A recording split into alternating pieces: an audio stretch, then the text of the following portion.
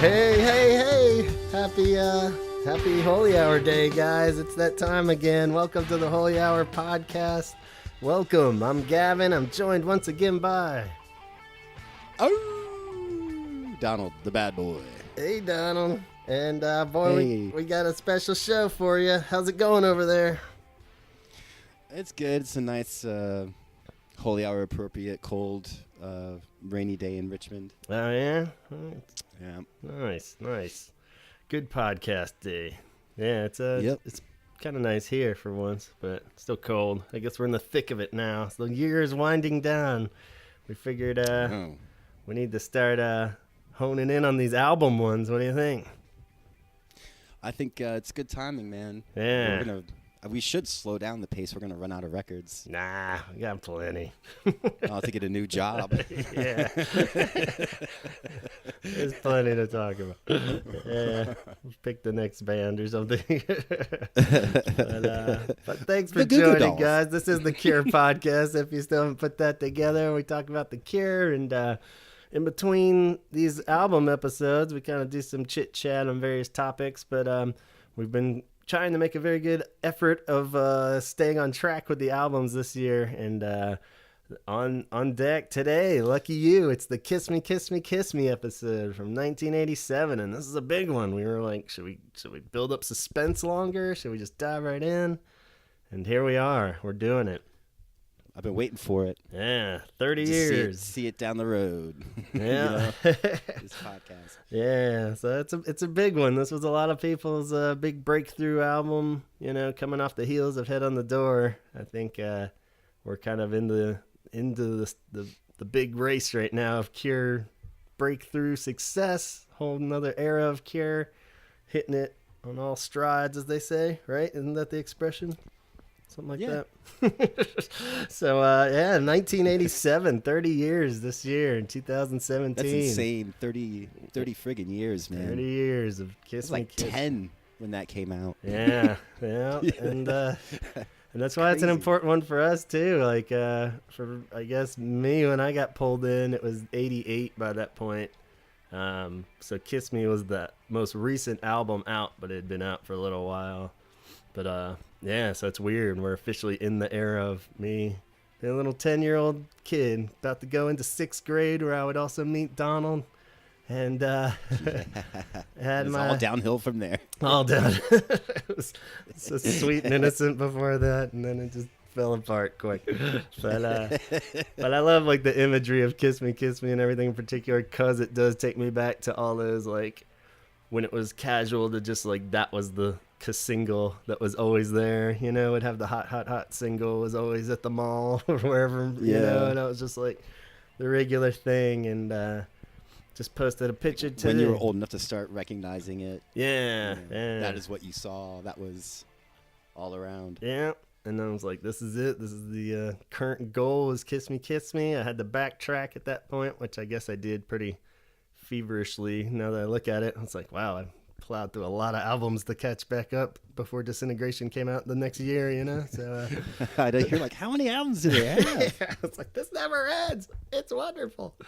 But and it was also confusing being a 12-year-old or a 10-year-old, and back then too, you just gradually come across what you can, and you never really knew what didn't really have like an ultimate list a lot of times of what was available and what wasn't. So it's cool. And I remember, because this Kiss Me, we've talked about this in the super early episodes, but because it was a double album, it was a little bit more expensive and such too. So I remember, like, even though I knew it was the most current one, I didn't have it for a while. I just had like a really bad copy, like a dubbed tape, like, so I didn't even have an official copy of Kiss Me right off the bat. So I had a lot of the other stuff before I even really dug into this album, even though I knew it was the most recent one. So that's kind of weird. But like, what came? But wasn't it all on one cassette, anyways? Yeah, it was. It was like, yeah, that's why it's weird, because more? of like the double album stuff, which we'll definitely get into. But it's not an absurd double album, because it all would fit on one cassette, and it was all on one CD. But for records, well, there's more songs, so you have to pay more. Yeah. It's like, yeah, exactly. It's like an extra like fucking 10 feet of tape. Yeah, exactly. Because that costs so much. It's good to know that the record business was always ridiculous. I know. But yeah, it was like crazy maxi double album. It's like, oh, well, that's worth $5 more for sure. Just so you can get. I can see maybe if it was like vinyl and like Yeah, like it's like a whole nother record. Yeah, but yeah, I think like because even the original vinyl, I think it's just one record. I think. Is that right? No, two records. Sorry, yeah, double vinyl, but like CD was all one because you could fit it on CD. So 74 minutes. So yeah, a lot of double albums I think are more than that even. 18 tracks. So this is a big deal for The Cure because it's not only just a big album, it's coming at the biggest moment of their breakthrough where we last left off. They just kind of gotten a real big foot in the door, especially in America, but pretty much international too. They had really broke through with Head on the Door and saw some mainstream success. We're very much harnessing the newfound superpower of combining pop Cure with the old doom and gloom Cure, and it all works such wonderful magic. And what we kind of said last night when we were like, how are we going to introduce this album? And it's basically everything that worked on Head on the Doors, they just put steroids and bumped it up like a ton. Right. So it's like a real, and kind of what would become, for at least a little bit more of a stretch, is like the more what you would expect from the layout and the formula of a Cure album from here on. Just in the way that Head on the Door seemed a little strange initially when you really pick it apart because it cuts to the chase right off the bat with like In Between Days. Like this is, opens with a kiss, and you got like the really kind of long intro song, and then you got the ones that are just more atmosphere, deep cuts, and then you got like the super poppy, and then you got the ones that go back to the old sad Cure, and so it's definitely the most like diverse again, but like really amped up. And it makes sense. I think that's what, I think that's what kind of sets it apart. Or it's like a grow, I don't know, it's like a expansion on everything, not just Head on the Door, because it's like, it is kind of pulling in lots of sounds from their previous eras or whatever, Yeah.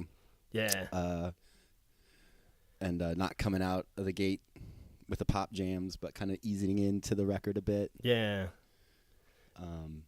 And while being diverse and utilizing those skills of having a super poppy song alongside of like a cool, heavier, dark one, but they really do the extremes more on this one, or you don't just like, because Close to Me is definitely a poppy Cure song, but like compared to Why Can't I Be You, it's like, whoa, they took it all the way to Popville on that one, and then like, but then getting into a little funk shit like Snake Pit gets pretty, like down in the shadows and the darkness pretty good too. So I mean, they really do take the extremes on both, sides of the spectrum, at least with this, because they've got so many songs to choose from. It's a billion. They're just cranking out the songs on this because it is the new band. I think a lot of it of picking apart is where the Cure's at. I had some theories that were fairly obvious when you start writing them down and stuff, but just like the idea of the new lineup being huge,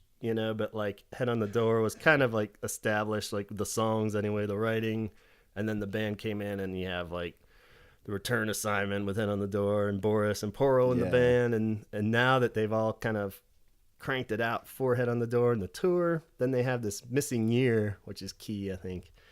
And this is the first, because they were busy writing 1 million songs. Yeah, exactly. So, if you don't know the timeline, Head on the Door 85, 86 will be the first year that the Cure in their career don't put out like a new original album as far as like all new songs, but Standing on the Beach comes out, and they tour pretty extensively for that, and so all the singles and catching up, America on everything that's been happening at this point in the world, I guess. But I mean, while they're working hard and winning over heaps of new fans, at the same time, I'm sure he's writing songs on the side. The new band members are writing songs on the side, or at least ideas and recording stuff. So having that extra year totally makes sense that it would be like a double album's worth at least to scan through on first run through to see if it's possible. But I think they're all just kind of at their peaks of like just cranking stuff out in like a super talented way. Yeah, I mean, you get that many awesome musicians together, and like, get like a super tight band and they get, you go on tour for a really long time. Mm-hmm. You get tight as shit. Yeah. Like everyone's just like you turn into like a machine, like an engine, Yeah. And this is a result of that. They're just like, the playing's fantastic on this record. Mm-hmm. Yeah, that's huge, I think. And you just kind of, and some of the reviews I read or just the comments too, or even like, because that was like one of the big things was like approaching it wise with demos and stuff. Robert really was big on wanting them to bring in demos and just ideas and recordings, and they all did, like a lot of these songs were even just based on beats that Boris had and stuff. And there's a little bit of calling out of who had what, but not too much. And then I think he would just kind of pick pieces, even if it wasn't like a great song or something, but like some kind of chord progression or something, and then they could mutate it into whatever when they all get together. But that's pretty rad, having everybody just cranking stuff out and cool ideas. And like you said. Exactly. Like I was just reading some stuff this morning, like some old interviews, Mm-hmm. and they were talking about the recording process, and a lot of it was it'd start with a drum beat, Yeah, and then bass line. and you could definitely take some educated guesses, as we go through song by song real quick too. You could kind of feel which ones were probably something like Cockatoos was probably, probably safe to say that might have stemmed off of just a really cool beat, like.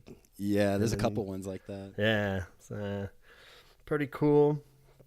So yeah, I guess they really had a lot of backing, I think, too, in the sense that they probably were given a bit more freedom to even explore the idea of a double album and just really cut loose. It sounds like they went into recording the demos. A lot of it was all just kind of a retreat after the tour of Standing on the Beach to southern France, and they just kind of cut loose there. And it sounded like it was pretty magical in the sense that they were like super relaxed at this in Miraval, France. I don't know if it's actual part of France or just where the vineyard was. I briefly tried to look up something, and I don't know if it's the same one, but there's supposedly some vineyard that Brad Pitt and Angelina Jolie bought at one point around 2008 or something. Oh my God. So they like bought the whole thing or something probably, but I'm speculating on that. I haven't dove into the history of their, but that would be pretty funny. Were they just like giant Cure fans? Yeah, all because of Kiss Me, I think, is their. It's like, wow, never would have seen that coming, But wow, how cool is that? And you definitely feel like that relaxed, southern France feeling in the songs, and that's like a whole other atmosphere of the album when it's finished that we can discuss. But putting the Care 2 in a like vineyard to record maybe the best or the worst idea ever. For certain members, I think it worked very well, but other members, maybe it was not the best idea. So. Look at all this wine. Yeah, it's like, ooh. Might not be Lowell comes out literally wearing like a barrel. He's like, I'll drink all me wine. He's wearing like a keg. Yeah, that might have been a little dangerous. Maybe not the best idea, But yeah, so it sounded like they recorded the approach of like just diving in, doing like a song a day, I read, where they would just crank it out, come back to it eventually. But like so many songs, I think they initially started out with like 40 demos, narrowed it down to like 30 something that were at least worth recording some backing track on. And even if you take the 18 of the album and all the B-sides, I think I added it up to like 25. So there's only like it's insane. Yes, I mean there's really, which I'd still love to just hear what the hell those last 5 were, because even in the liner notes of the reissue, he was like, "There's so much in like demos and other versions of the songs that they didn't even put on the reissue." So like, sure, 20 more years from now we'll get the deluxe reissue or whatever that has those extra 5. So I'll buy it, but you know how hard it would be to like record that many songs. Yeah. And just keep track of everything, like jeez, because they're layered songs on top of that. So it's like, they're like, oh, let's do that. Remember that horn part I was talking about? And like, which song? Yeah, you would just start confusing them. We're gonna overdub. With the idea of recording them and cranking them out. I mean, that's huge too. Like, if anybody is familiar with the B-sides, there's at least, let's see, one. So we got Japanese Dream, Breathe, Chain of Flowers, Sugar Girl, Snow and Summer. And I think To the Sky might have been recorded in these sessions, but I was never really clear on what that came out initially on. But that's like, what, 5 at least, like really technically arguable. I mean, with a double album, there's definitely a few of those I would swap out, but at the same time, Yup. I don't know. Should we just address the double album this right from the start here? It's I've gone back and forth over the years. It's like, because I always loved more the merrier, the kind of dudes like, well, why not? What are you holding? What good is it doing putting it in a vault or something? It's like, just fuck it, put it all out, But I understand too that, like, especially because The Cure in particular is so good at like cohesive albums that fit really well. And so I've gone back and forth over the years where I'm like, I love it. And I love this album as a whole. That's a given. But then, like, well, there are ones that you probably could trim off and make it like a really solid 14 songs at least, So, but, and that's like a long album, especially by 1987 standards, So, like, yeah, totally. I don't know what the chances or what the point would be, because that's where it loses me, the idea of like, what would you cut? And I even read that Robert was like kind of hesitant initially too, because he's real big on the cohesive nature of the albums, and like he's even like, there are never really been that many good double albums, and like he only listed like the White Album and Electric Ladyland, and he actually cited a Prince one. I don't know what he was referring to. Maybe Sign of the Times was around this time. But, so that was pretty, I think so. Pretty good. Yeah, I think they came out around the same time. Yeah, too. So never really struck me as a huge Prince fan, but I guess. But yeah, so it's called a cute little bum. Yeah, adorable little guy. But yeah, it's true. And even just thinking of mine, I don't really have too many bands that I love. Like the double album was the one I'm like, hell yeah, like Being There, Wilco is definitely a good one. But do you have any personal favorite double albums? Not really. It's it's a lot to listen to. Yeah, I think like being there is probably one of the better ones. It works good. And yeah, even if like I don't mind them a lot of times, just because it is like more the merrier. But yeah, as far as like, did it make that much sense to make it a double album? It's like, nah, you just took your window and went with it. And maybe that's what this is to a certain degree too. It's like, when you get to that point in your career if where you're gonna do it, now's the time. Yeah, exactly. If you have the songs and somebody's willing to put it out, you might as well do it. But yeah, I mean, even looking at the track listing though, because it is 18 songs, and like, what would you narrow it down to anyway? If it, like by 87, most albums were probably like what, 10 or 12 songs at the most. So it's like you would still have to cut 4, but even cutting 4 wouldn't really change the album that much or anything. There's ones I like better than others, of course, but like, I don't know. I think it'd make it tighter. Like, I guess, yeah. So where are you at? Do you feel like it should have been trimmed down? Yeah, totally. Yeah. Yeah, it's like Snake Pit. Yeah. Yeah. I have others I've cut before that one, but but then the argument for me too that was tough is that, all right, yeah, there's about 4 I could definitely live without, but what are your 4?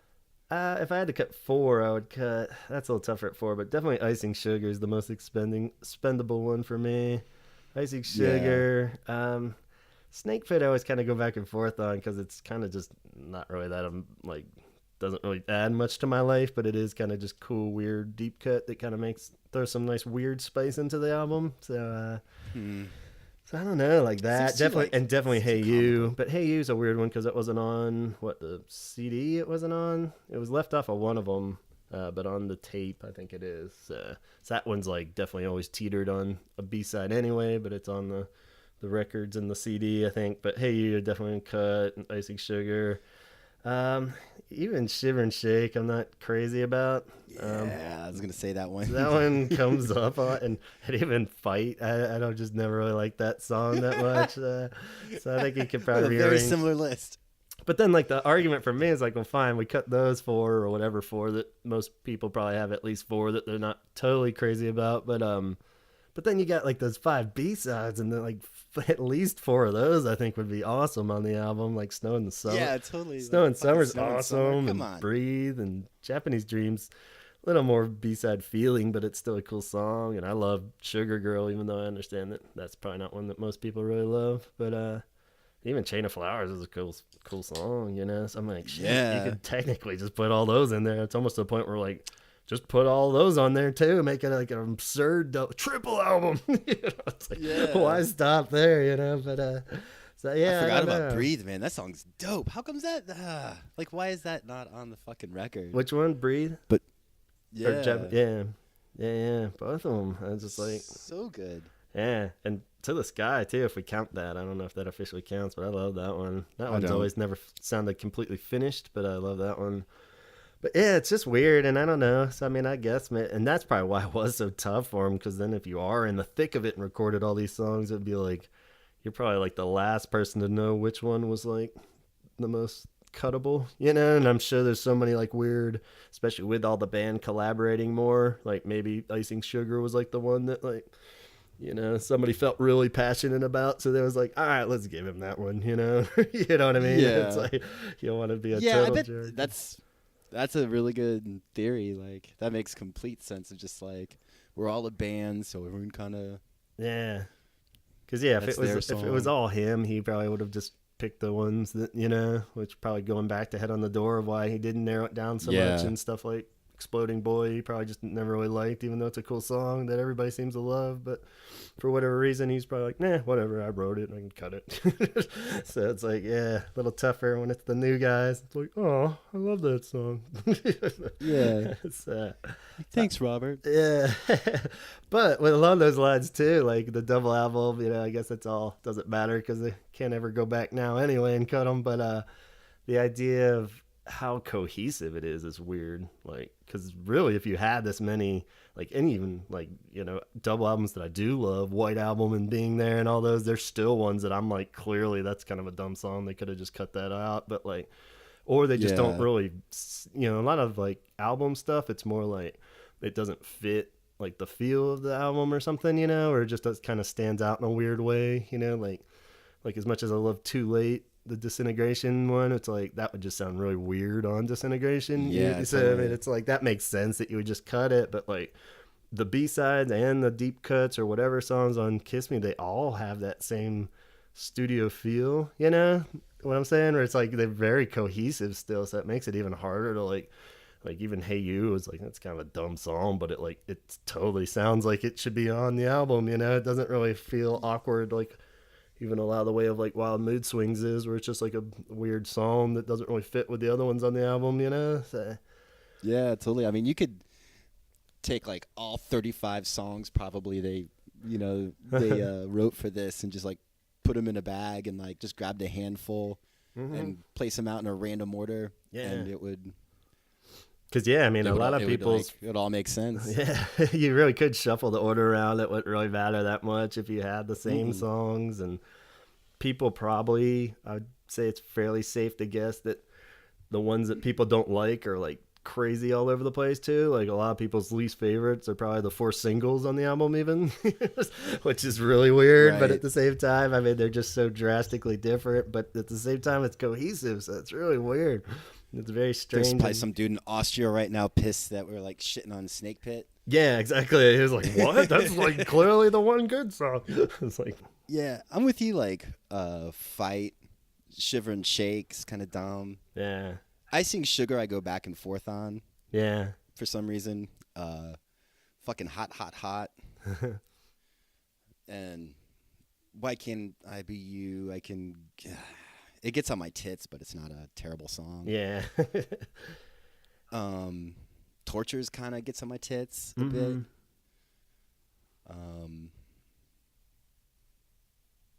Yeah. Snake Pit, you know, I don't know.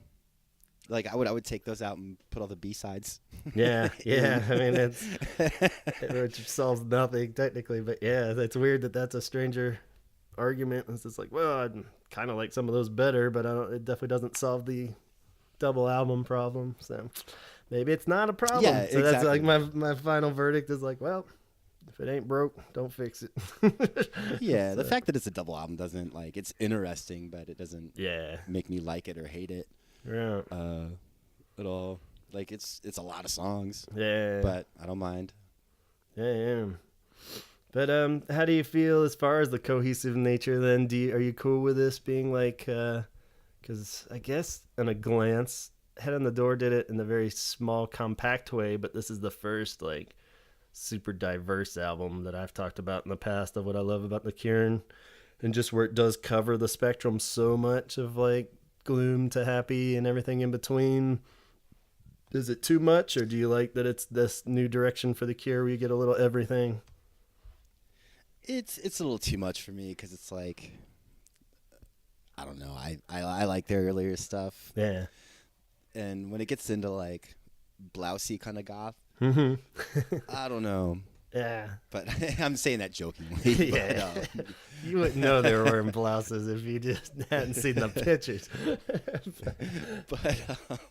but just like the, I mean, they're not bad songs. You know, Yeah. like, you know, stuff like Catch. It's a beautiful song. Mm-hmm. But I don't know. It's just a direction. It kind of like, I don't like seeing. I don't like seeing them going in The softer side. Yeah. It is weird But, I though, mean, like just the flow. That's just of me it. though. What's that? I mean, that's just me though. Yeah. You know, we got our avenues we like more. I was just curious, because it's another surprising factor of this album, I think, for how like far it spans, but then how well it flows still too. It really should sound more awkward than it does, and I think a lot of that is a testament of like how they really captured a mood when they recorded it, you know, and like the mixing of it, and so much of it is like good production stuff, even though it definitely has some more 80s stuff that of all their like big albums, this one to a certain degree might be their most like dated sounding at times, just because there's so much like brass and saxes and shit. So I mean, it definitely, while some of it is like so like timeless feeling, other parts of it are like, whoa, this is like really 80s sounding. But I mean, it still like flows. Weird keyboard horns. Yeah. That's definitely, yeah, it's a lot of like synth brass and stuff. So yeah, it's like I'm surprised of like how many horns are on this even today. Listening back to it, I was just like, you forget even like Torture has like that little and stuff like that. It's like a lot of weird sound choices that I think probably translate better now. Like when they play it live and stuff, it actually sounds better, but it doesn't sound weird when you listen to the album for some reason. It should bother me more than it does, even.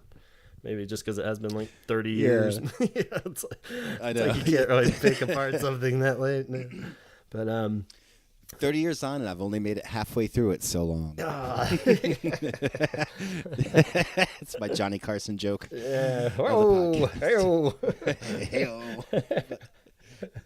But yeah, I don't know. It does sound of its time. Yeah. You know.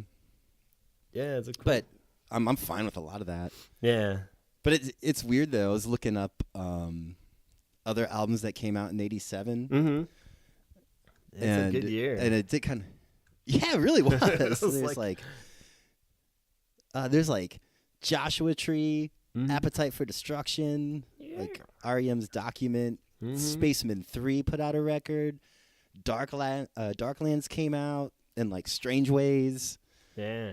Here We Come, like, and the list goes on. And those are all like, like the 10,000 Maniacs made me laugh. I saw which one? That record that In My Tribe. 10,000. Yeah. I think My so. Tribe. It's a good album. The self-titled Echo and the Bunny Men one, which I know a lot of people don't like, but that's probably my favorite one. It's really good. Yeah. Yeah, I think maybe Pleased to Meet Me, The Replacements. But yeah, a lot of just like weird like stuff that really like was the epitome of the 80s, but also timeless. You know, definitely a lot of shit that I still listen to. I remember at one point looking at the movies too of that year where I was like, oh wow, that was 87 too? 87? I don't know why, but maybe I was just finally at that age where I was really absorbing all that kind of shit too. But like, yeah. But yeah, it seemed like it made me laugh looking at that list. Because like I was really big into Guns N' Roses when they first came out, and like I had like an Appetite for Destruction T-shirt I wore a lot in the 6th grade. Oh yeah. And it's like by the end of the year, that's when I met you, and like by the end of the year, it's just like I was like, all into like a complete different world of music. Right. Yeah, I remember you had to turn your shirt inside out. That was the why? Because it had guns on it. What was the big deal? Yeah, man. Is that what it was? They're afraid. Wow. And this is pre-school shootings. Yeah, I think they cared more back then than they do now. Apparently, I know they were onto something. But Search for Animal Chin. Yeah. That was like my prime skating time too. So I was all caught up in like skating culture and everything. But yeah, I just punched that in on a whim because I was like, oh, yeah, I remember just kind of constantly skating around to like questioning myself, like, do I really love this band, The Cure? What is happening to my body? Why are they making me feel this way? I'm so I should be listening to the Misfits, but I'm like, wait, I can listen to both. Yeah. But yeah, it's very enlightening time for a young boy. But that's cool. I guess moving on. The tours obviously were very successful as well for the album. Once it finally came out on May 25th, I believe I had it down. May 25th, first single came out a little earlier. End of April was Why Can't I Be You, which is a crazy first single when you think about like where they've been as a band and stuff. Maybe not though, because I guess the last one was Close to Me, and then they put out Standing on the Beach. So why not come out blazing with the super pop one? But it's like MTV. Yeah. And they were pumping out videos. Yeah. And they had a bunch of videos, and like the malls were packed. The malls are packed. Everybody's wanting it. Everything. T-shirts, singles, bumper stickers.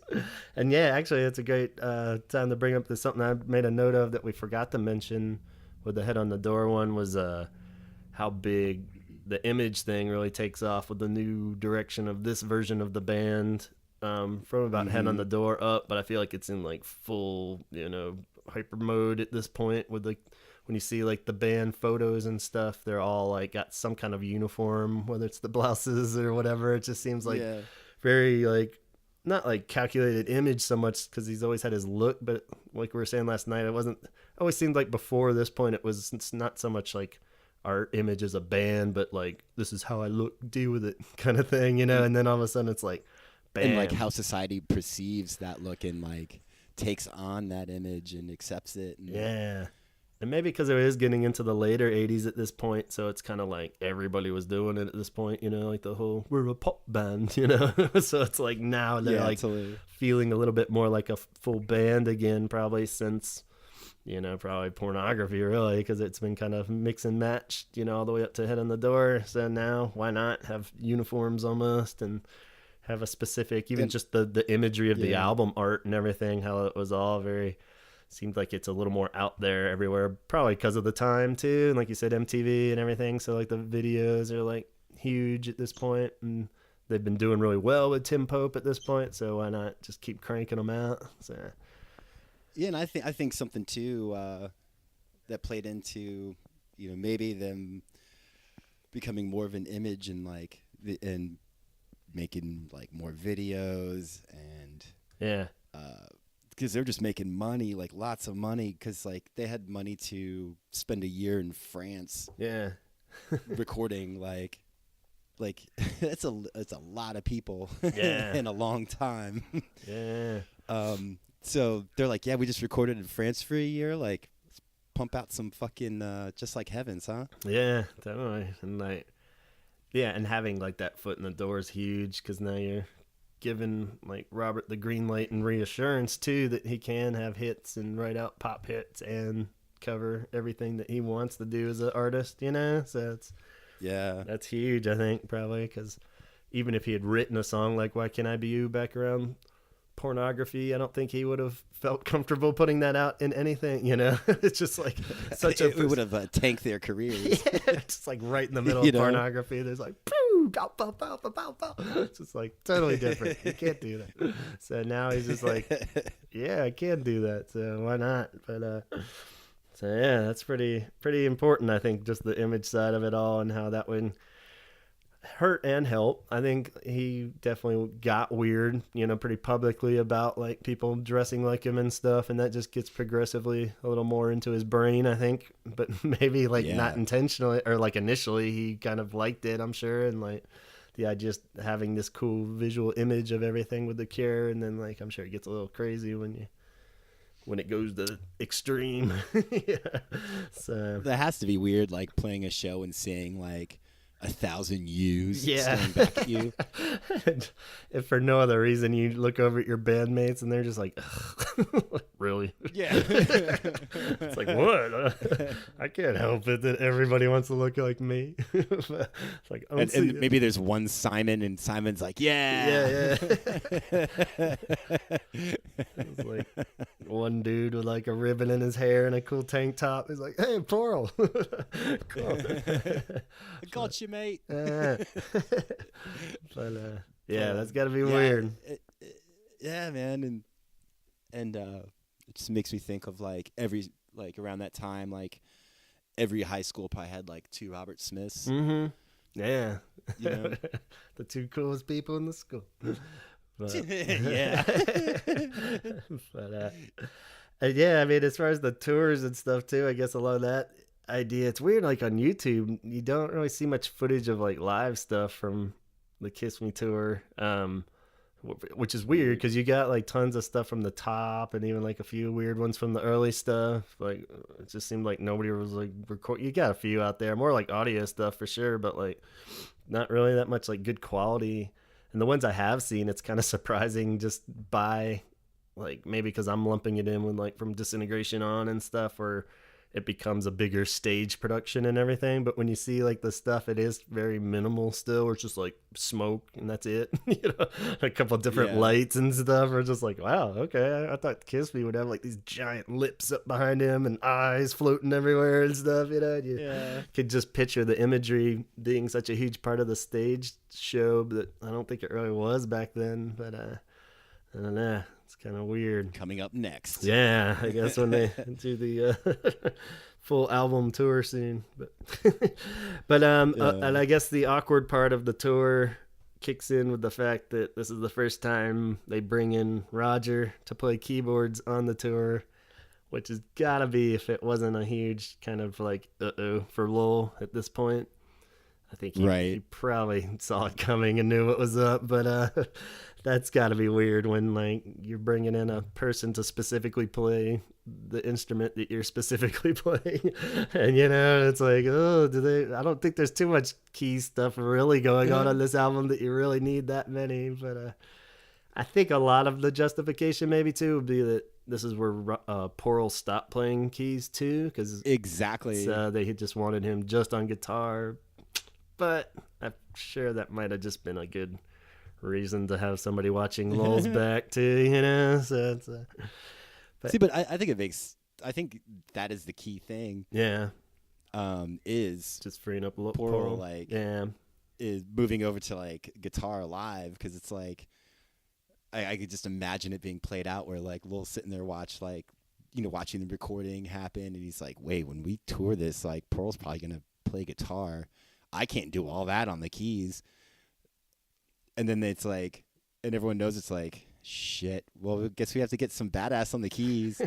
And Lowell's like, fuck. Yeah. Like, so that's got to be tough, especially when you're hanging out in a vineyard. But, so yeah, and you'll see, you kind of know where that's headed. But, but it sounded like, you know, tours went pretty solid. I think it kind of, the success of it, like all of them at this stage kind of start out great and they sound great, but Robert kind of loses his mind by the end of it. And so you start to see playing huge venues at this point. Yeah, or at least just are bigger, gigantic to them. Yeah. And the response is, you know, I'm sure it's more sold out shows and everything, and fans going nuts now.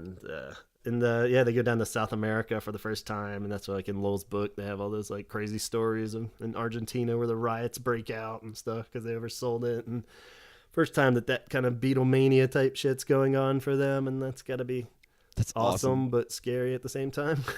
Yeah, I'm just like, what the fuck? And you can kind of see where disintegration is on the horizon of what's going on in someone like Robert's brain in particular, you know. Because when you really step far back, I kind of noticed it was like, oh, wow, so you got like the mini version with Head on the Door, and then you get the big double version of what they're doing with Kiss Me. And then it would make sense if like Wish was the next one because it's kind of like a toned down Kiss Me, but like The Cure is so awesome that you just throw in that Disintegration in the middle to really throw it off, and we'll get to that next.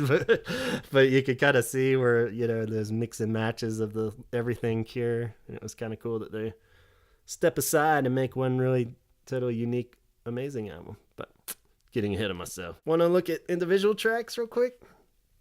Yeah. Kind of come through those, because it is really strange. Just the ride, the journey starts with this album. It is pretty amazing that they come out blazing with the Kiss, and it's the first time that we kind of get a small dose of it with Shake Dog Shake, but the pacing isn't like what you would come to expect from a Cure opener, you know? No, it's really different. Yeah, but like that edgy kind of thing. But yeah, The Kiss is just so like, I love the pacing of it, you know? And it's the first time we get that where they like play the whole song really and then come in, you know? Or it's like, yeah. And just such a badass way to kick off an album that technically isn't really that edgy from here on, you know? No. But it's like that first song is just like, it's like, love it. But yeah, it's a very dramatic. And not a big fan of Wah Wah normally, but I dig it on this one. It works good. Yeah, it is a pretty cool part. I like it when used well. But yeah, like you said, them coming in so late, like with the vocals and stuff, is a nice touch. Yeah. I like a song that starts out with the album title, but it's not the name of the song. I know it's very subtle, but but it's like, that's kind of cool. There's a lot of weird 3 imagery too, and I should save this for our conversation with Chaz if we have our theme on. But the fact that it's Kiss Me, Kiss Me, Kiss Me, then we'll just get his opinion too, see if I'm totally losing my mind here. But so we got Kiss Me, Kiss Me, Kiss Me. We got Hot, Hot, Hot. We got Hey, Hey, Hey in Hot, Hot, Hot. There's like another one. Oh, Fight, Fight, Fight on Fight. This is one that just hit me today, so I'm getting into some like conspiracy theory shit. I was just gonna say, you're looking at a wall with a bunch of string and pictures tacked up. I've done it. I connected it. It's all 3s. After 30 years, I figured out the genius. It's like, what? And the record's 30 years old. It's 33. Ah! What does this mean? Absolutely nothing. But just something to think about. Just want to let Robert know I'm on to him. I know. But it has to be a purposeful thing. Yeah. I think it's very strange. Why? I wonder what. Just in this one, maybe it's like, I don't know, every album. I've just never really thought about it. But we'll come back to that. We'll further examine that on an upcoming episode. So, a little teaser for another one. So actually, a weird thing I figured out with the Kiss too is almost how weird of a segue it is at the end of Kiss, because that song rocks so hard going into Catch.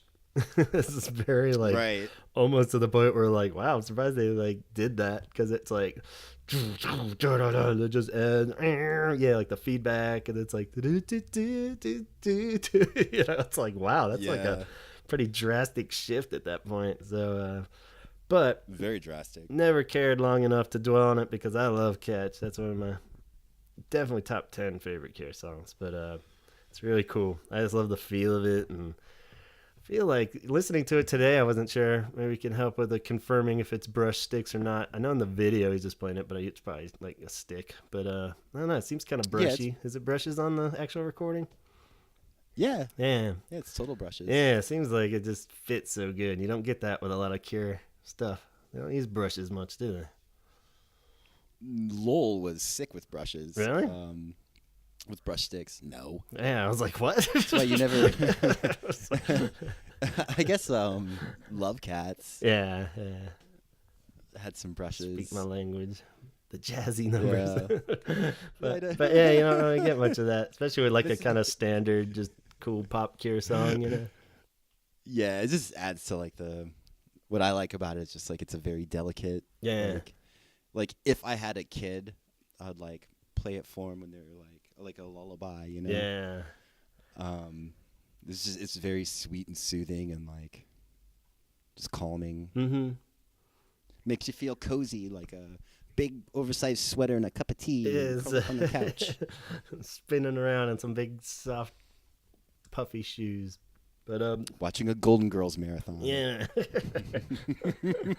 But and good time to note, I guess, the next single maybe? Yeah, Catch was the next single after Why Can't I Be You? So that was released in June. So about a month after the release of the album. That was the next single. Don't know where it placed or anything. Probably not a huge hit by any means. But lyrically, one of my favorites. Just really good, weird lyrics where they keep it sentimental and sweet, but you still don't really... You paint your own picture kind of deal. But, yep. Man, always cool when they play that one live too. I always dig it.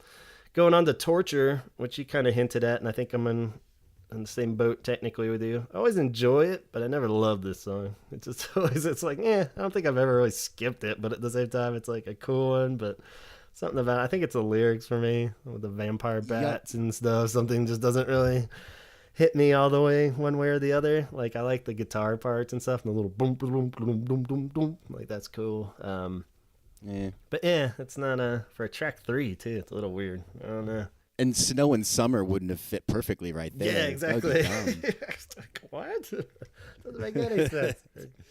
But, who's in charge here? But yeah, no kidding. I'm calling the cops. It's like, let's put Just Like Heaven like in the middle of the album. It's like, what? Why wouldn't that just be like the number 2 song? But gotta bury the lead, man. Yeah, I guess make them work for it.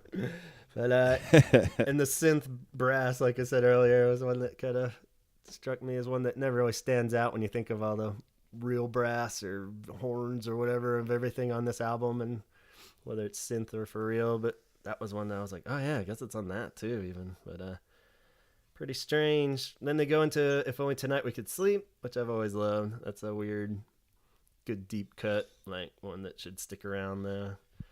I felt like the note I made on that one this time around was, this is everything that the Top tried to do but didn't work on. That's a good note. And they nail it on this one, It's like, it's got like the weird kind of Middle Eastern feel to it or whatever, but it's just like a cool song, lyrics are great. It totally. It's not, say, like the style of they get into every once in a while, like the Middle Eastern-y kind of top-ish, head on the door-ish. Not my favorite, but I do like this one. Yeah. Because like the drums are kind of sweet on it. Yeah. And the vocals and the lyrics are cool. Yeah, lots of good. And that was the other note I made, was just like really great recording and like production-wise and mixing. Like, it's a song that could have been really dumb, like if they just tweaked something a little too much, Just like if anything was like a zhuzh off, it would be like utterly ridiculous, like, which totally off topic, but kind of gets me in the vein of like, this could have been like something on like Wild Mood Swings that wasn't done properly, like, right? You know what I mean? Like, if they would have just like really cranked like the 12-string acoustic or something, like a lot of Wild Mood Swings, my problem was that it just was kind of balanced weird and like, but just like drenched in the reverb in this. Like, I think it's perfect, It's like, why not? It's like, a lot of times when you put on this album, you kind of just like get lost around this point in the album too, or it's like just like swallows you up in a sense, in a good way, or maybe you're not listening. Like phrase. Maybe not listening super. Yeah, just like, hey, why not? And like this whole record is like, why not? Could be like a whole bunch of.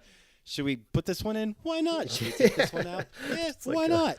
Bunch of super talented people plastered on delicious wine. Why not?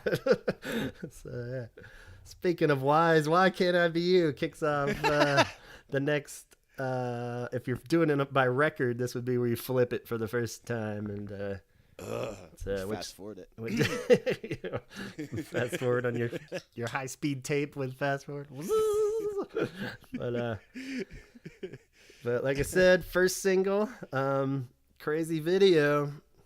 Not my favorite, but kind of funny. If you're gonna put The Cure in a really goofy video, I guess that's the way to do it. But it's a good song. We had that episode where we talked about this in Hot in big detail. I guess my only thing I would like to have on the record was that I don't feel is against it as passionately as you, from what I've gathered. But at the same time, it's definitely not my favorite of Poppy, Cure, or any Cure. But it's a cool song. It just gets kind of annoying. So that's my. It's like when you think of other people's big, happy pop songs too. I think it's way less annoying than like Shiny Happy People or, you know, something that U2 would put out around this time, you know? Like when you think of how bad it could be, it's really not that bad, and it's still a really weird song when you really pick it apart. He's just like making all kinds of strange and fun noises, and if you're in a great mood, it's a great song to put on, but maybe just as I get older, I'm never in that good of a mood anymore, so it's hard to just throw on Why Can't I Be You and really embrace it. But it's fun. You can't argue that. It's a fun tune. Yeah. I'm just gonna say, like, to quote you just now, could be worse. Yeah, why not? You want a Poppy Cure song? Here you go. But, yeah, it's like it's a dumb song. It could be worse. Right. It's a horrible way to look at life and art. True. It could be worse. Yeah. Well, technically, yes, but it could be better also. Yeah. So my friend Craig has this saying that he says all the time when he asks his wife, like, well, what do you think? She's like, it's not so bad, like about food or something. He's like, well, that means it's not that good either. She's like, yeah, but yeah, it's not that bad. It's like, well, it could be a lot better too. But anyway, moving on. How Beautiful You Are. How do you feel about this one? That's like kind of a weird middle ground Cure song, I feel. Where it's almost like a single, but like it's not. It was made for mixtapes. Yeah. Like just to like give to girls. Yeah, true. It's like, oh, it's just mixtape fodder. Is that about me? There's a couple jams off of this that are like girl mixtape. Yeah. Like they're probably on a million mixtapes. It's a very romantic album in some form or another. It is. At least on the surface. Maybe if you really dig in, it's not so much. But yeah, there's a lot of romantic imagery and very sensual album. But yeah, How Beautiful You Are, I feel like it's one I've always loved too. It's very like it is weird because usually with The Cure it's very like obvious deep cut or obvious single when you hear one of their songs, but a lot of ones on this album are a very rare exception for The Cure, where it's kind of like, for a lot of bands that could have been a single, you know, but it's like kind of a little too for them. Yeah, but not for them. Yeah. It's strange, but I don't know. I always love like just that little piano part, that stuff like that. But little things. Again, production was really good on this one. But based on a short story too. Didn't quite catch what it is exactly. I've never read it, but it's one that's come up a lot when people talk about this one in particular. It was pulled from some lit. And I think it's just solid Cure. Like you said, it's a good one for mixes because it's not the obvious single, but at the same time, it's deep not cut. like a super weird deep cut. Yeah, it's not like Snake Pit deep, but at the same time, moving on to the Snake Pit. Deep cut. Yeah. Like I said, I feel a little better about this one than some of the ones coming up maybe, but Snake Pit's basically the deepest of deep cuts. Again, kind of get like the top feel, like if that's what, you know, it's like a cooler Wailing Wall almost, you know, but like. Said no one. Said no one ever. Wall. That's not an endorsement. Well, I think that's why it's easy to embrace, right? It's like, well, yeah, everything's cooler than the Wailing Wall. Nah, I like Wailing Wall a little bit. It's not too bad. But anyway, I don't know. It's cool. I think it's just kind of mumbly. Like, it was weird when one of the things I read about this too, where he said he was trying more obvious vocal approaches, like different ways to sing on this album, which, you know, when you look at everything that came before it, there's a lot of different and weird stuff too as far as vocally, but right. You can kind of see it in the two that he cited were Hot Hot Hot, which is pretty obvious, but then he's like in Snake Pit, I just tried to sound as much like a total psycho as possible, but it's like, I don't know, when you think of like some of the early shit when he's just doing like the mumbly echo vocals, it was like, it's kind of in the same vein as that. I don't know how drastically different this is.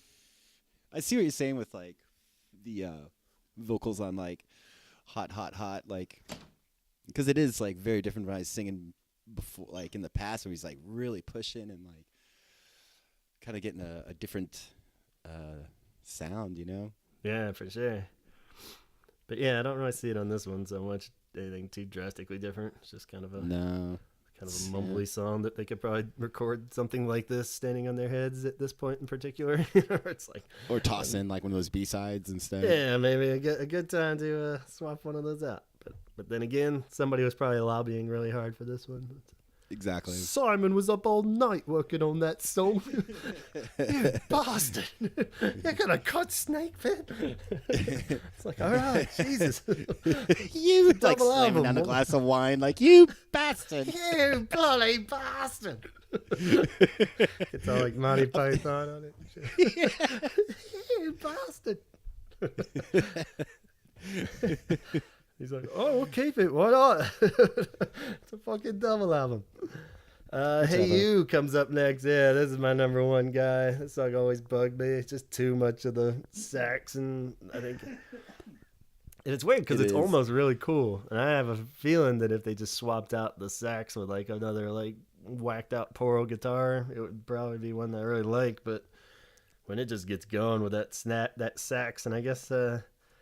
I think that was the one they cited as they grabbed the American dude. I jotted his name down. Andrew Brennan. Like when they were mixing it, they ended up pulling in some American guy they just saw like playing in some crappy little bar, and he recorded on Hey You and Icing Sugar. He just did some crazy sax stuff.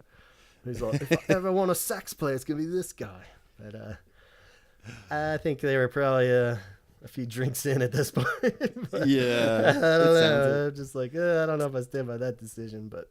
It was 1987, so different times. But. If this record was a DVD, Hey You would be the song that you like wake up to 20 times when it's on like stuck on like the menu thing. It'd just be Hey You over and over and over again. Yeah. Where like maybe like the first time you're like, it's kind of catchy, but then like the 80th time when you're just laid on the couch like I can't get up, but this is playing nonstop. Yeah. But yeah, it gets pretty annoying quick. But yeah, that's how I feel. It's like it definitely out of all of them, and like we were talking about earlier, how cohesive and none of them feel out of place, even whether you like them or love them or not. You know, it's like this one feels the most B-sidey ish. You know, I feel like it's like that just feels a little B-side ish. But fear not, side one of the record's done. So you flip that over. Second disc, side B, first song, Just Like Heaven. We've spent a whole episode praising this, but pretty hard to really say anything stupid about this song. Or yeah, it's a perfect song in my opinion. Well, here he goes. You would actually, after having already praised it for a whole episode, come in and just totally shit on it on this one. It's like, we have recorded evidence of you saying how great this song is. Don't you contradict shame me? I'm going to pull it up. I'll contradict myself all day. God damn it, Donald. You know what song we're talking about, right? This song's like such a fucking home run. Like, yeah. Yeah, there's just nothing to like. Yeah, to say. So please go back and listen to the whole Just Like Heaven episode. It actually had a lot of good contributions in that one too from people all around the world. Love this song. Should have been their number one biggest hit ever. Technically probably is, but it was never officially a chart hit, which we discussed in that episode. Doesn't make any sense. Makes me hate the world. Yeah, which is good, really. Just shows. It just shows that numbers mean nothing, you know. But, it really does. Like, none of this makes sense.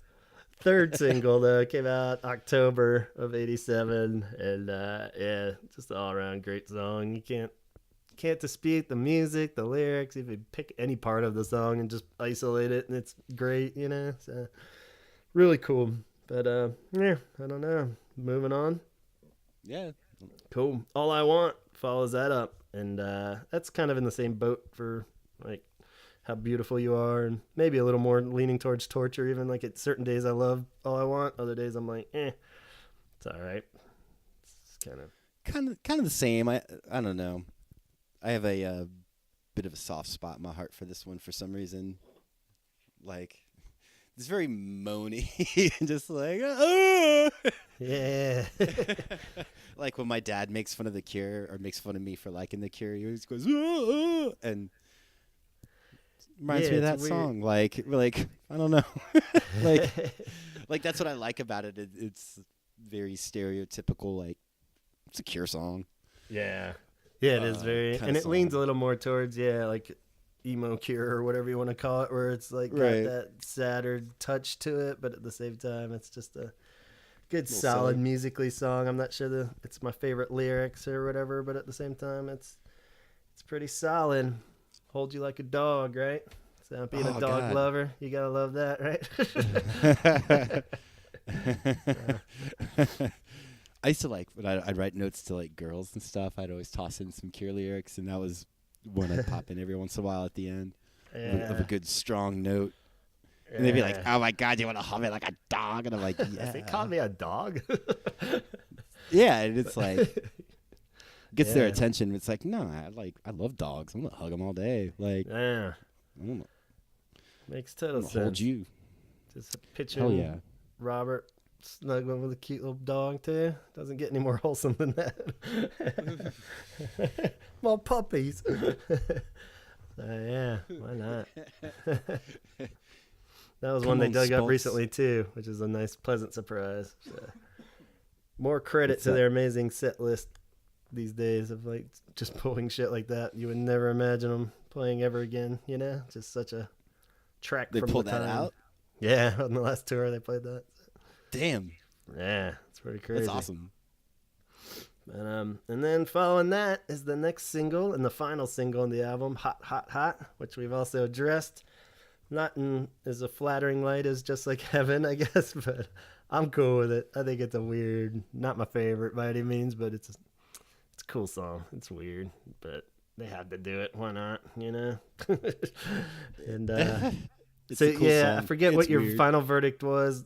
If you pair it against Why Can't I Be You, you like it a little less than Why Can't I Be You? Correct. Is that where you were at? Yeah, this song's just fucking dumb. This song's... Yeah. Bottom 5 Cure songs, like, of all the... Oh. Is it that far down, or how far? Yeah, I think so, yeah. It's up there with, like, Yeah, it's never... I don't know. I never really liked it. Yeah. Wasn't it like a fucking single or some shit?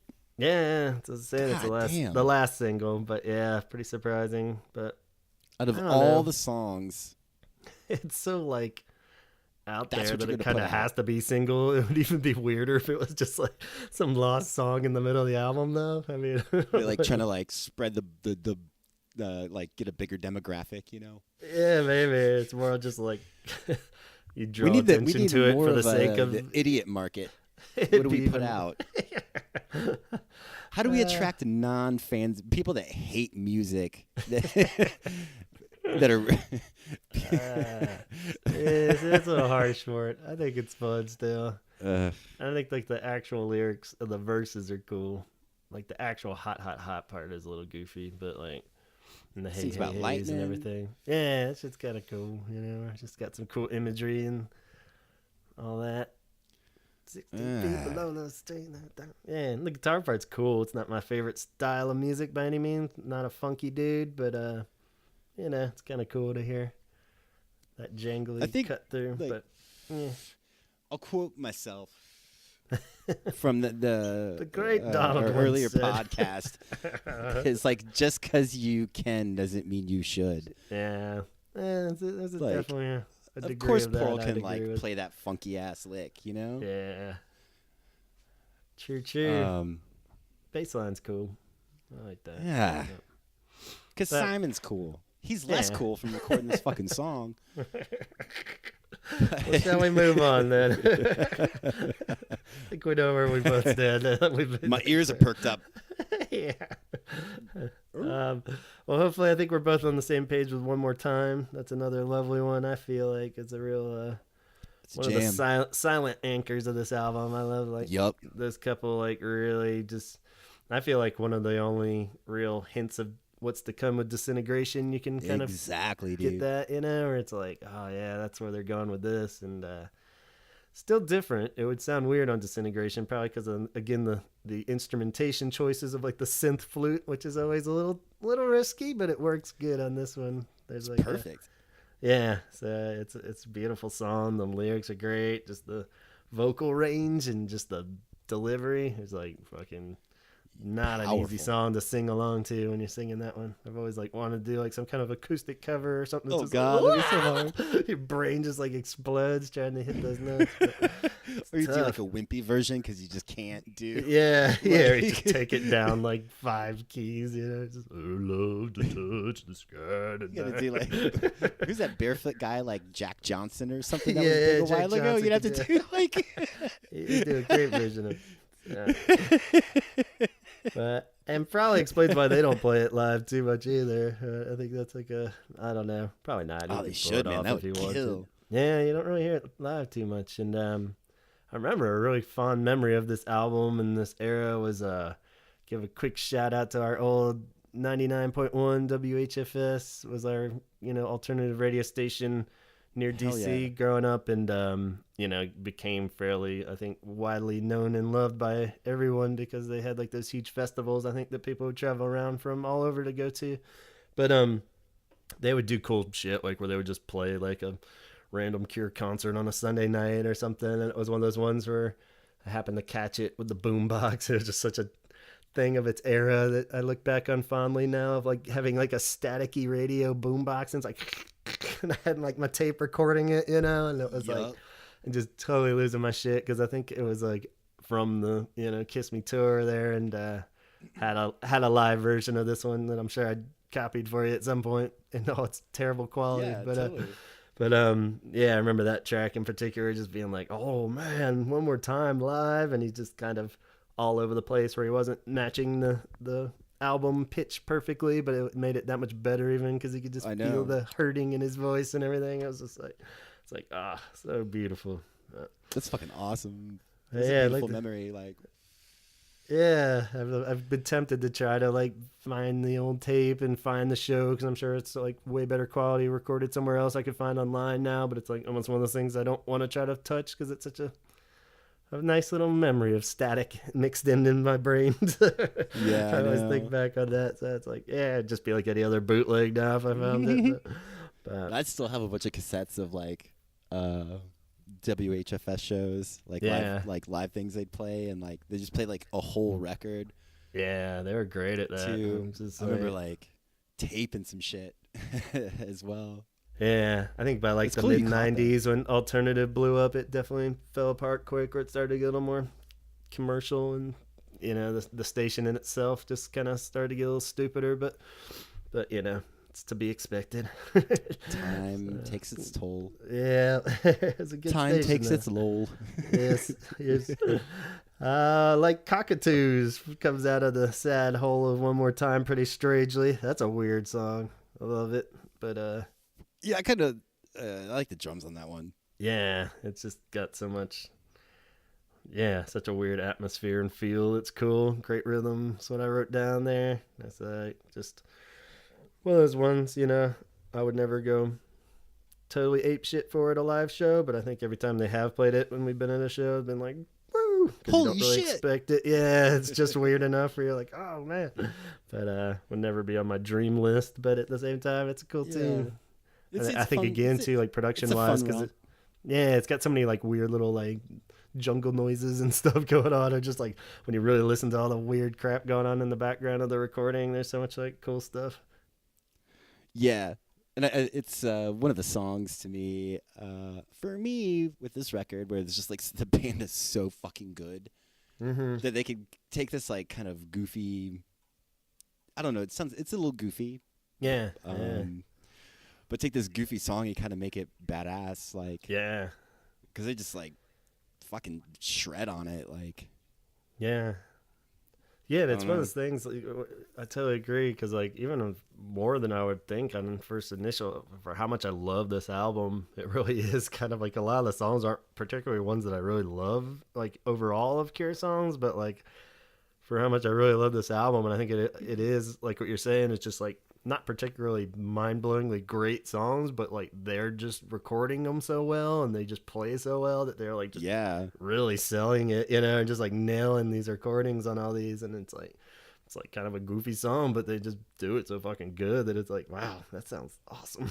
like I never skip around when I put on this album. I always end up listening to the whole damn thing, it's like very strange. And if you compare it to something like Faith, you know, where it's just like, it's a beautiful record, but it's not something like, you know, you'd be like, man, they're fucking shredding on their instruments, man. Like look at them play their balls off. But this record, it's like, look at them play their balls off. Right. Like, it's like, I don't know like why. just, Like just the musicianship, like a band you would never think of, like great players or whatever, you know. Right. But I think this is a record where people are like, damn, these guys can play. Yeah. I don't know. Totally agree. Especially with that sax guy on Icing Sugar coming up next. That guy, Andrew. I bet he's telling his grandkids about this stuff. I was on a Cure record. I'm like, shut up. It's like, I was. Icing Sugar and Hey You. He tells the pawn shop guy while he's pawning his sax. Yeah.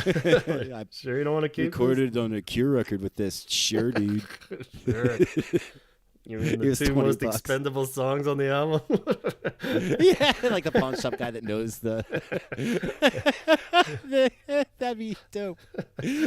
But I've known people that have loved Icing Sugar, too. So it's weird. So maybe I'm treading lightly, too. Or somebody might be really passionate.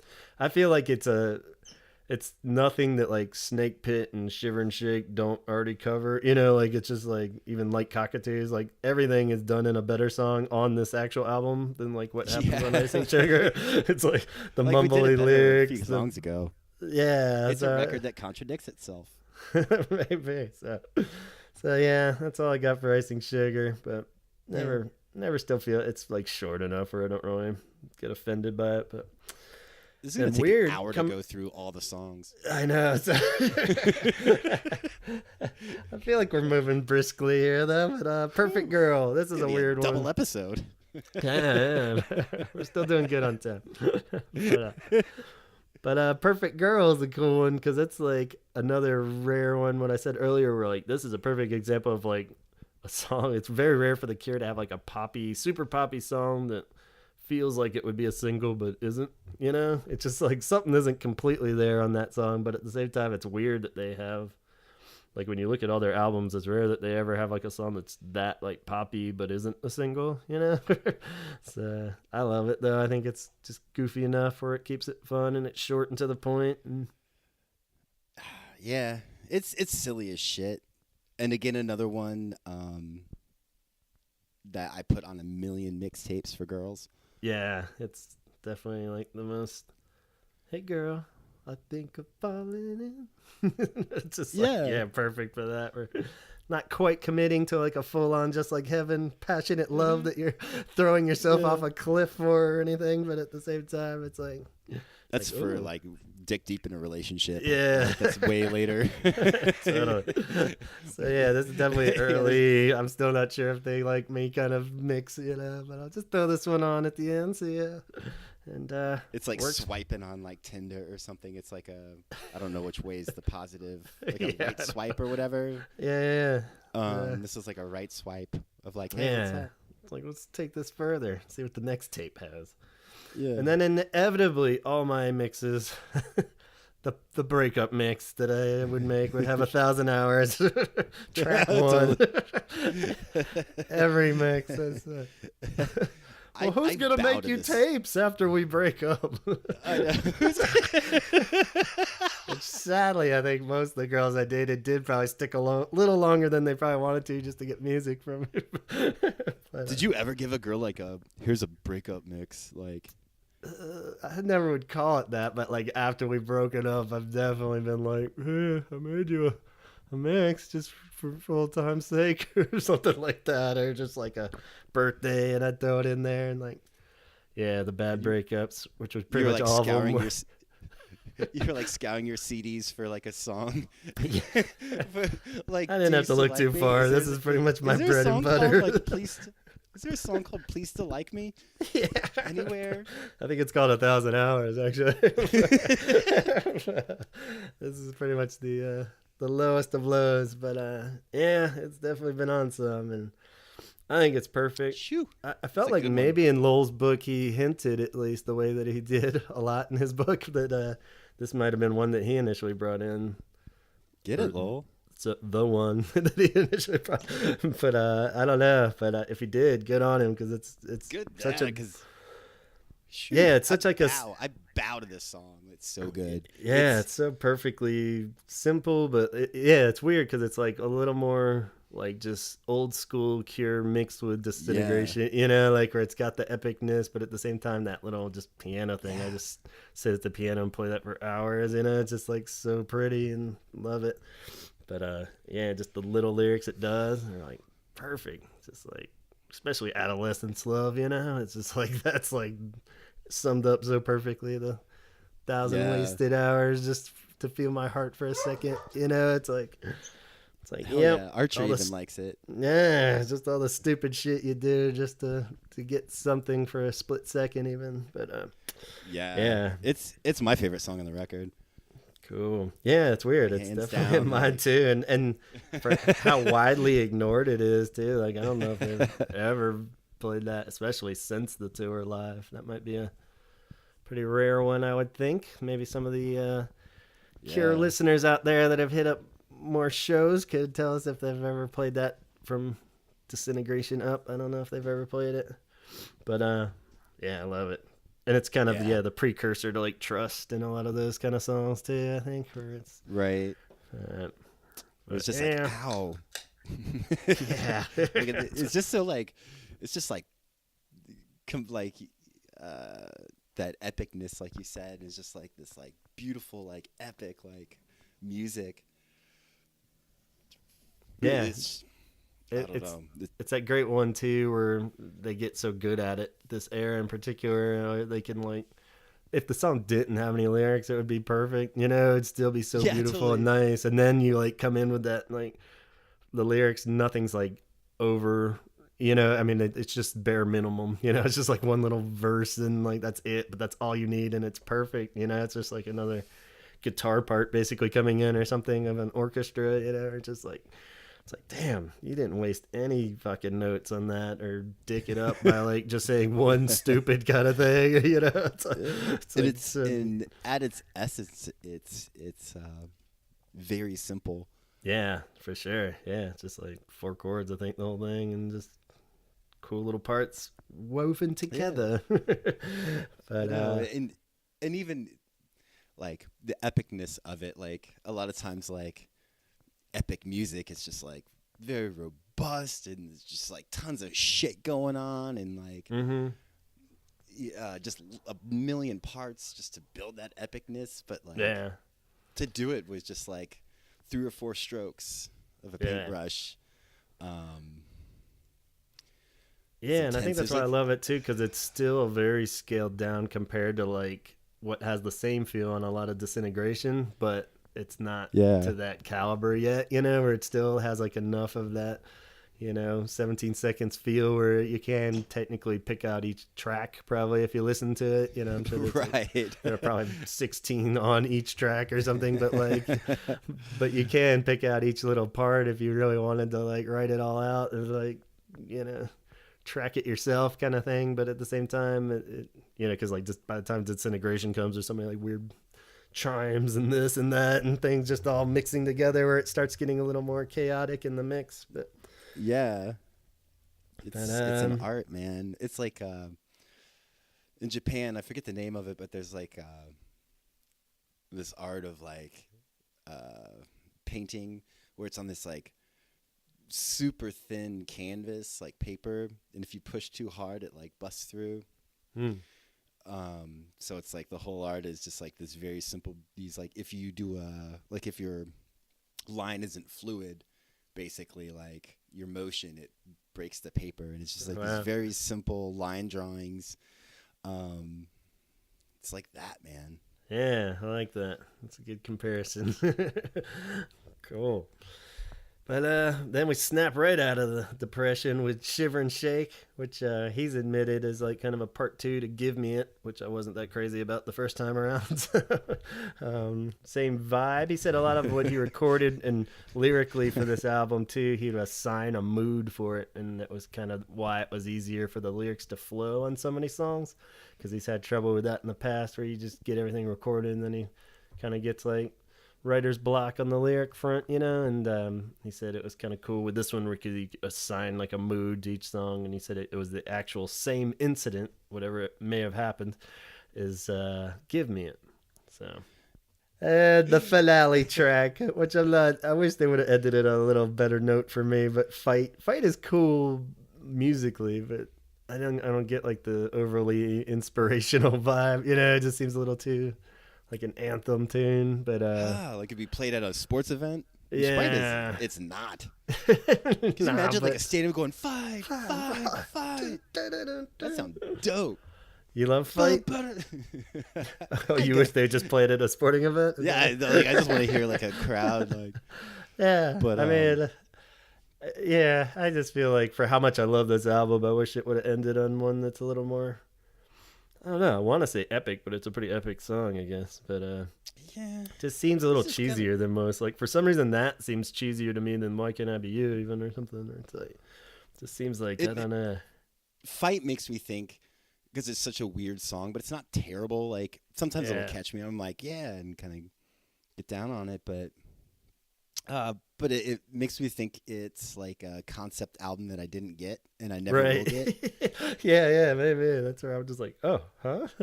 Did I just miss the whole point of this whole record? Yeah, it was just, it's all like, it's weird. Give up, it's done. Kind of. Then he's like, no, fight.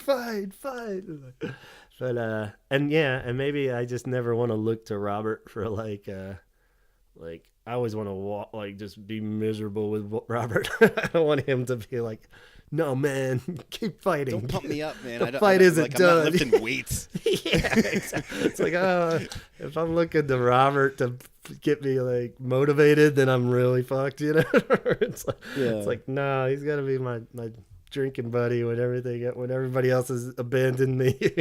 Yeah. So I don't know, but I did track down that Pearl presented this one, which is kind of surprising. I was like, oh, cool. But which explains that it does have some cool guitar stuff going on and the chord progressions and stuff. But I don't know. Like again, I say, some days I love it, some days I don't. Yeah. Like if like a shitty band played this, it sounds terrible. It'd be like, that's the dumbest. Right. Yeah. Which is kind of a main theme of this album that we've kind of unknowingly stumbled across, was that maybe like some of these aren't their best songs, but they just really nail them and package it all together well. And like just totally, man. It is weird because overall, I mean, I definitely think highly of this record. It's one of my top threes usually, maybe definitely top fours. Like it shuffles around in that 3 spot a lot, but sometimes you said this is your favorite. A long time ago, it would back and forth. Hey, don't bring that up. That was a long time ago. That was like 20 years ago, maybe. But at times, and I still never have felt bad in any way towards it, even though it has a few that I'm not too crazy about, but just cohesive album-wise, it's definitely in the top 3, I think, 3 or 4. Like, now I probably shuffle around with, like, this and Wish being my 3rd. So, I don't know. Just this whole era of the... What's that? 3rd favorite? Both solid 3rds. Yeah. Like Wish and this. Yeah. I think because it does have like, I love like the diversity cure too, where you just do get a little everything, where it's like, as much as I love Disintegration for when I want to just jump in, but like same time I'm kind of like, it's nice because my moods are more sporadic these days probably, and back then, where it's like some days it's kind of just good to dig into some of those sad tracks, but then get pulled out of it with something that's a little weirder or fun. Maybe that was like, it could totally have been something that was purposeful as well in that line of logic. Like they did that on purpose, like try to like span the whole, like different incarnations of their sound.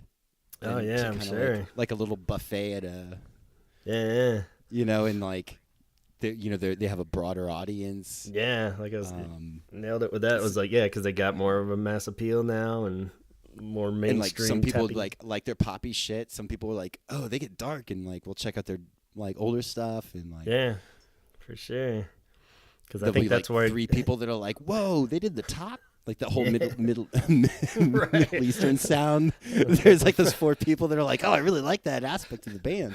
Like, if only tonight I could sleep, and Snake Pit are clearly the only anchors on this album. But But is that Like, really? broad appeal? I bet it's kind of purposeful. It makes sense.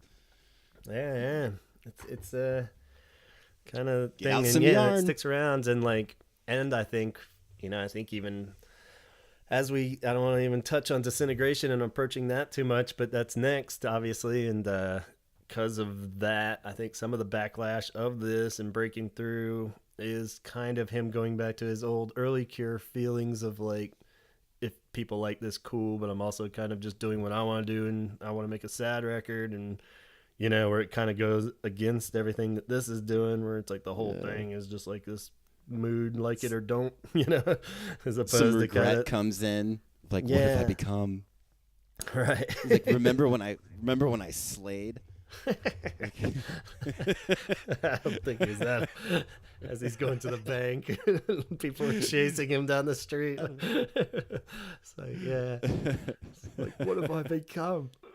But yeah, who knows? But yeah, I'm sure a little of it is the mass appeal's got to be a little scary too, or just like, oh God, Fuck you up. yeah, do I want this? Do I have to keep doing this? That's probably a scarier aspect of like, where the fuck would you go from here if you made another half and half poppy album with Gloom? It would just be what, a triple album? What do? You almost have to just shift total gears, and so that makes sense. But pretty solid to be like this being their 7th album. Like, who the hell comes out with a double album on their like 7th album? That's like kind of a weird statistic in itself. Or it's like, good God, that's like so far into their career at that point already, and it's like.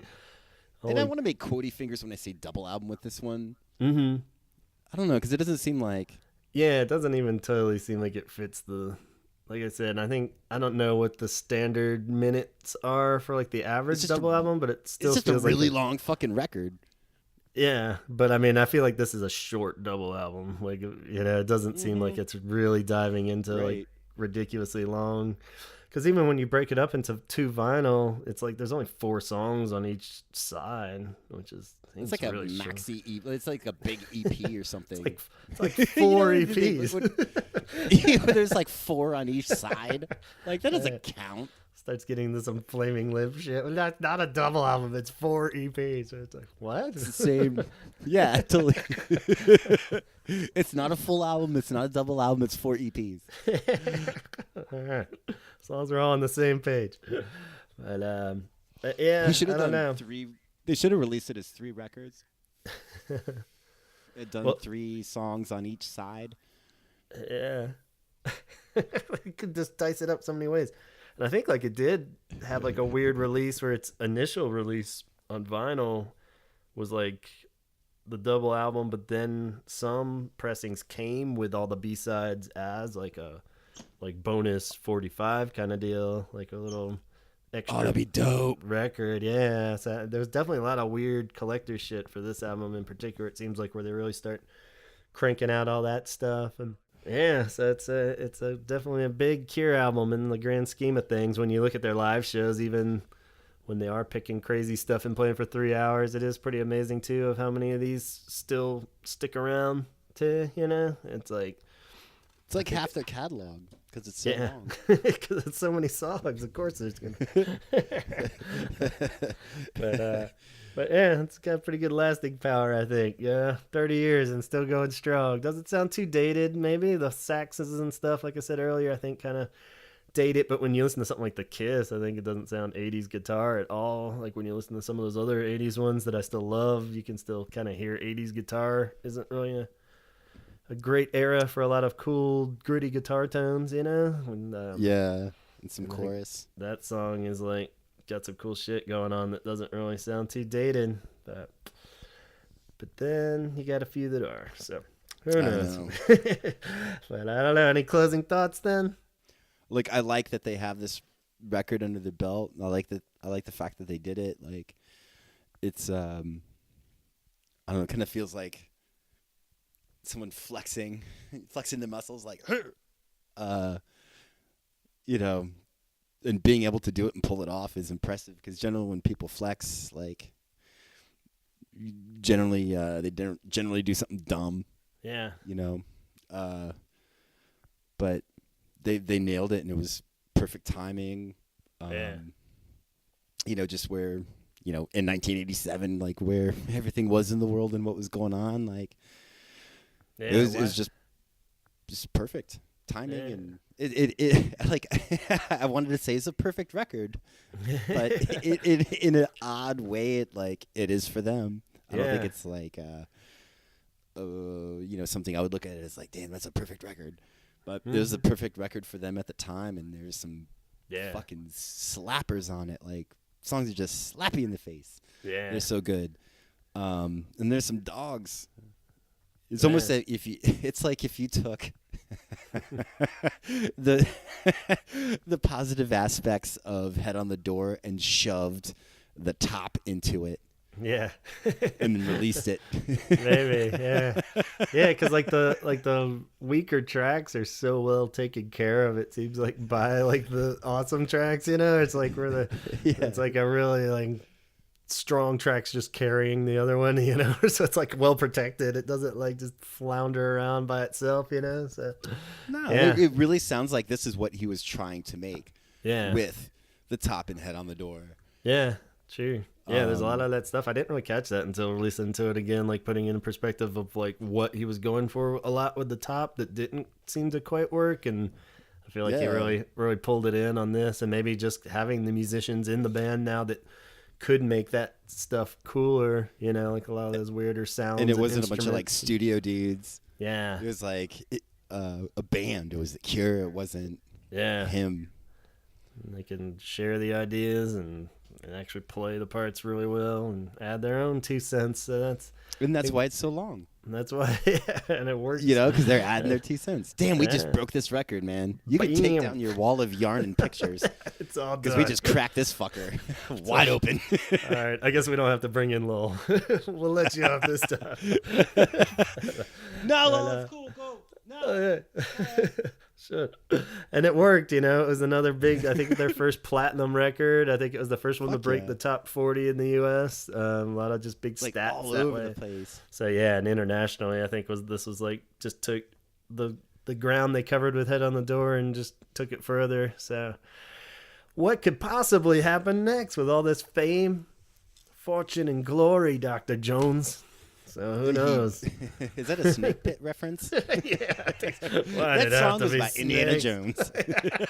That'd be great. Actually, this one's about Indiana Jones. Well, maybe on that note, we'll let these good people go.